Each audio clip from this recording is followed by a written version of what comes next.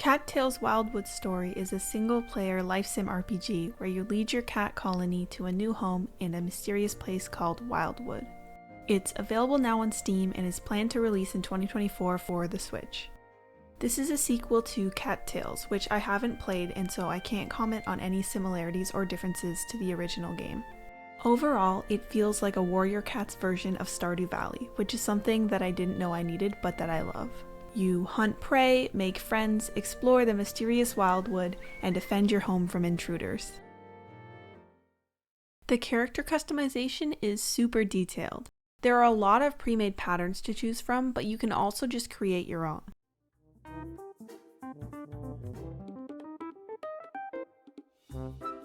You're able to get really intricate by changing the color separately for many different parts of the body.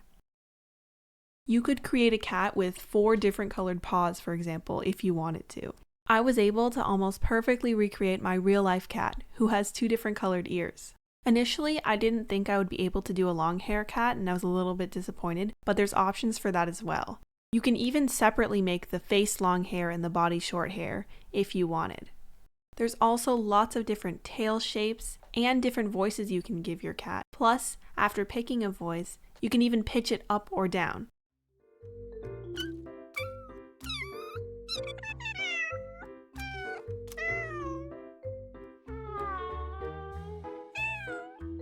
So if you wanted to get very specific, you could really almost recreate your cat's meow.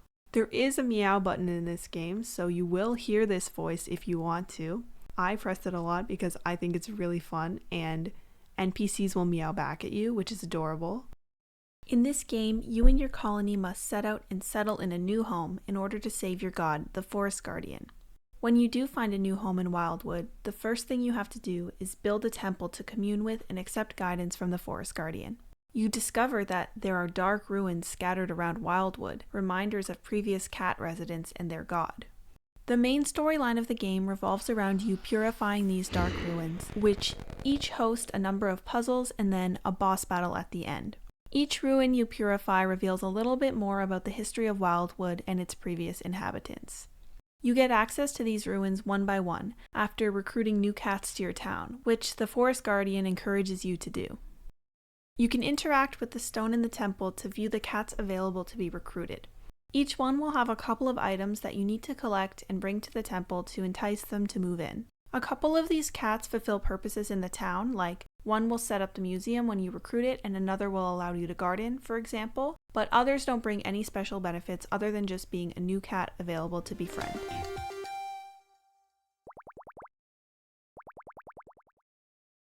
The NPCs are very cute in this game and the portraits are really beautiful. I think they did a good job creating a variety of personalities and visual designs.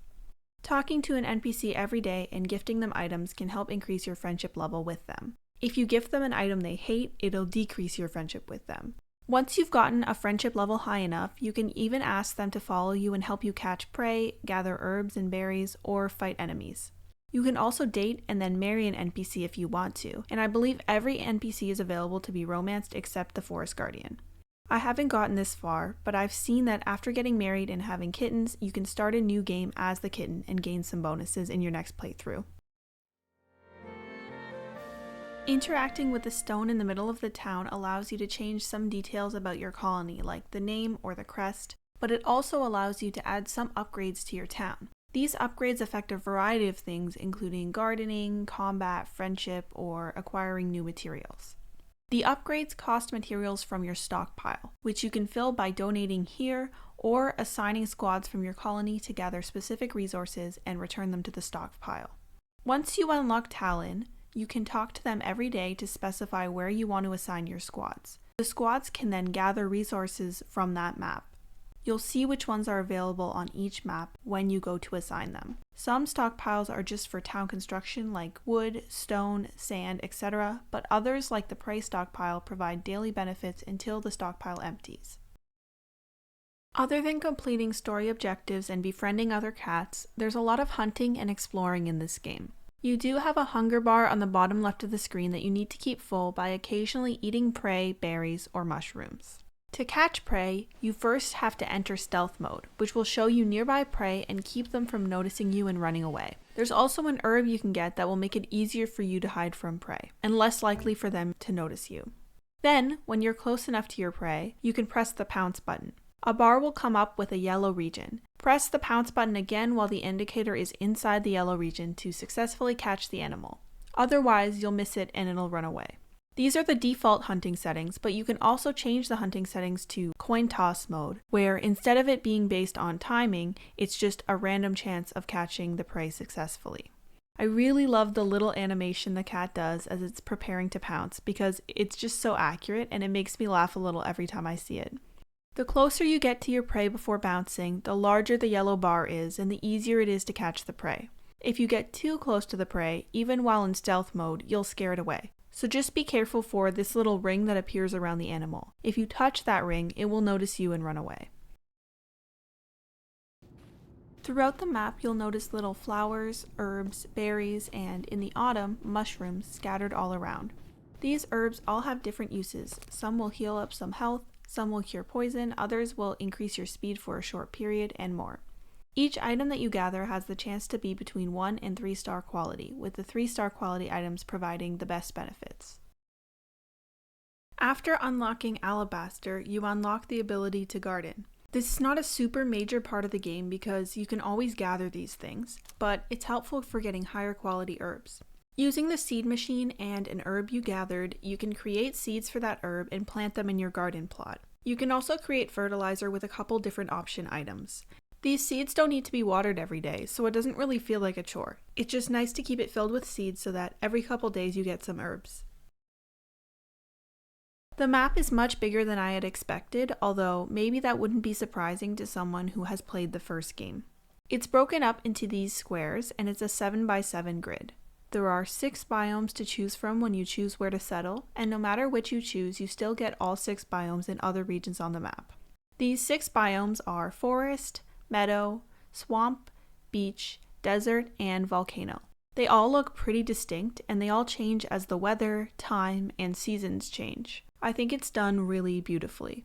For example, at sunset, the water in ponds becomes this pretty pink color, and then at night there is a very clear reflection of the moon and stars. Each biome has slightly different prey and herbs that spawn, but it also seems like there are some commonalities. Like, for example, in the autumn, it seemed like I could find blackberries pretty much anywhere. Each day you'll see some tiles on the map with this combat symbol. This means that there's a battle going on here against some shadow cats.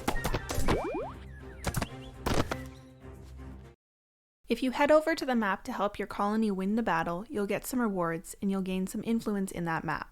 The influence in a map is used for assigning squads to acquire materials for your stockpile. Each day you can talk to Talon to assign your squads to certain maps to collect the materials there, but you can only gather materials from maps you control, meaning you must have 100% influence on that map to collect the materials.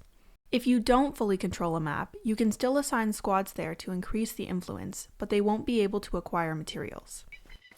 Throughout the map, you can find items called Power Paws by completing hidden puzzles, answering riddles, and finding tree stumps and rocks with a paw print on them.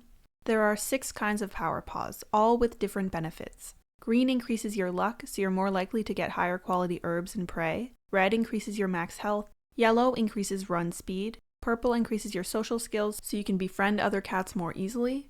Blue increases your max hunger capacity. And rainbow increases the attack charge speed. On top of finding them throughout the map, there are a couple other ways to get Power Paws. A rainbow Power Paw is gifted to you after you donate all curios to the museum. You can buy a red Power Paw with Muse, the regular currency, a blue Power Paw with Mole Cash, which is the currency you get by mining, and a yellow Power Paw with task tokens, which is the currency you get from completing tasks. You can also get Power Paws for every 50 mine levels you descend, which will give you up to 6. The mines in this game are similar to how they are in Stardew Valley, where you need to continuously break rocks until you find the stairway down to the next level, while avoiding enemies. The mining levels are pretty diverse in this game, with a lot of variety in how they look visually.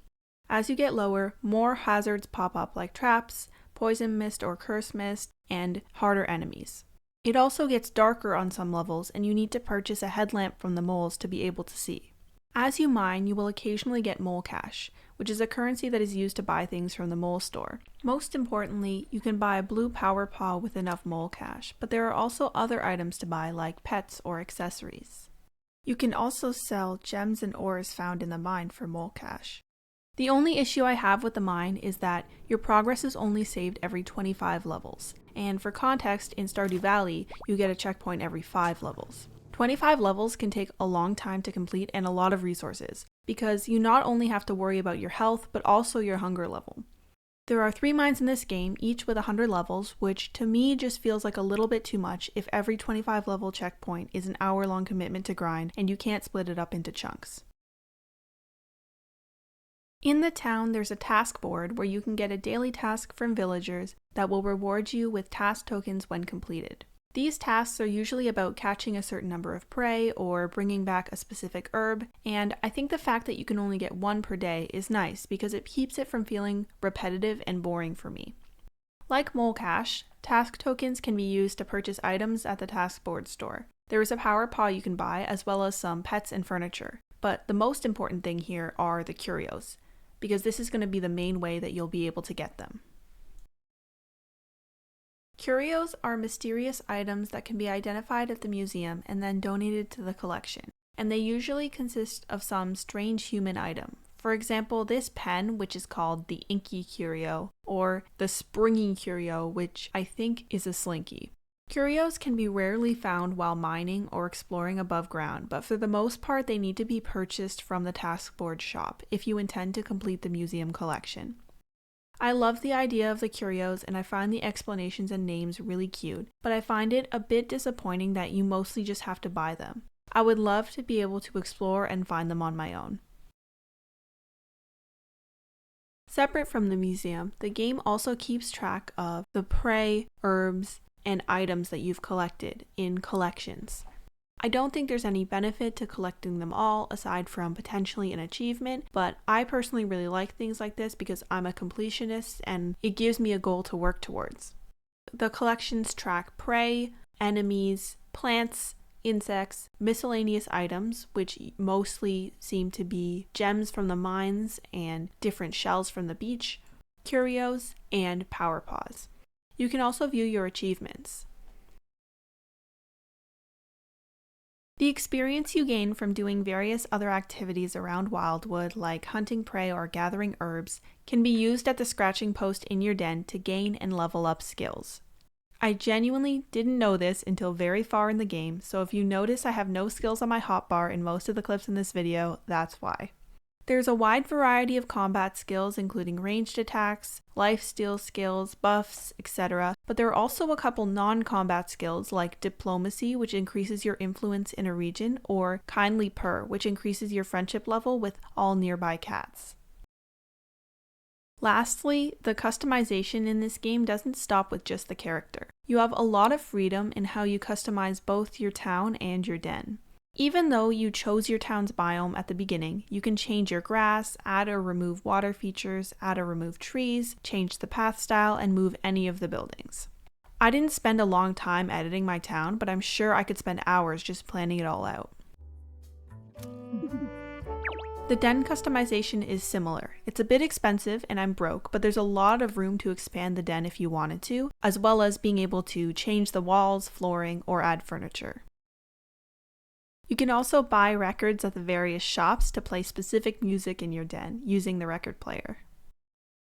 Overall, I loved this game way more than I thought I would.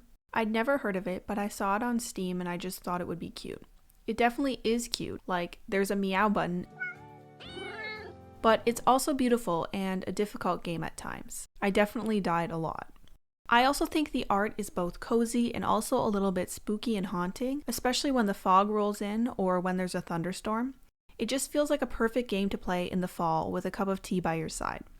I went into this game thinking I'd play through it and that would be it, but I think it's something I'm going to be coming back to time and time again. Thanks so much for watching. If you liked this video, please give it a like, and if you have any suggestions for other games that I should talk about, just let me know in the comments. Bye!